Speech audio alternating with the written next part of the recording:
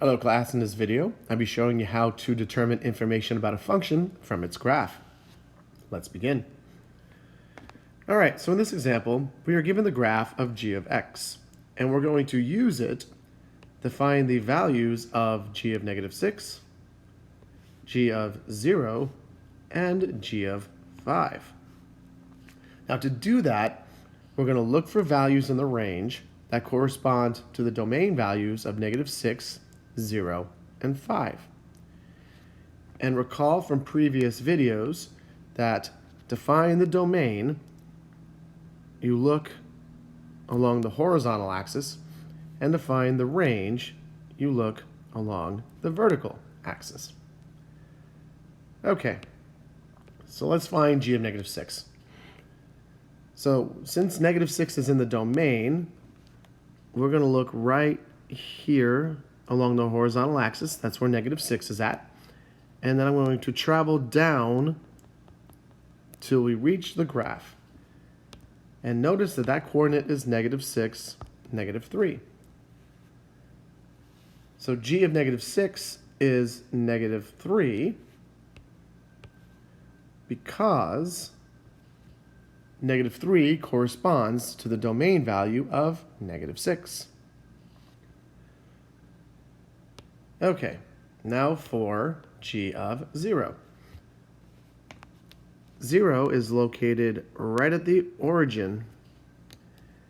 And now this time we are going to travel up to the graph. And notice that that coordinate is 0, 3. So g of 0 is going to be 3. Because 3 in the range corresponds to 0 in the domain. And finally, we have g of 5. 5 is located right there along the horizontal axis, and the coordinate is 5, 0. So g of 5 is going to be 0. Okay, so now to find the domain and range of this function.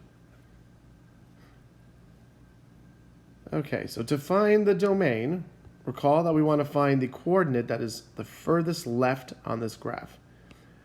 And that coordinate is going to be negative 6, negative 3. So from here, I'm going to travel to the horizontal axis.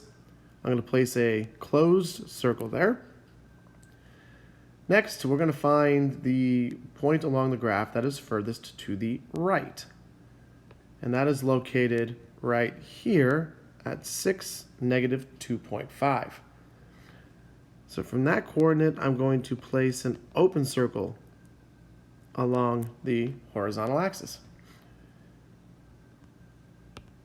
So it looks like the domain of this function starts at negative 6 and has an upper bound at 6. So the domain is going to be all x such that x is real and negative 6 is less than or equal to x, which is less than 6. In interval notation, that is going to look like this.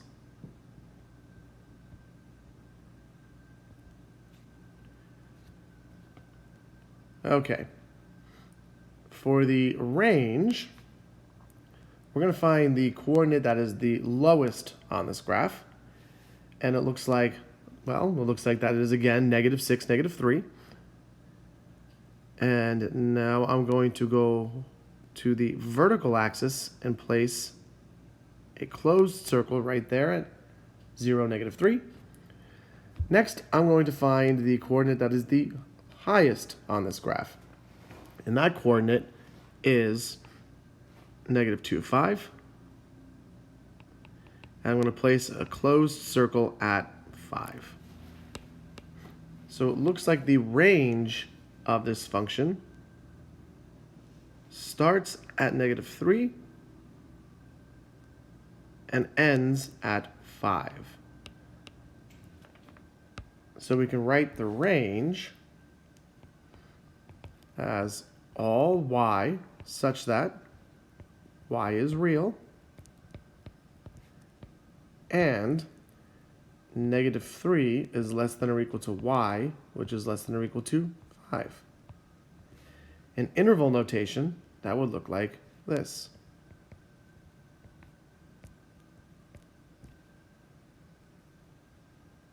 And we are done.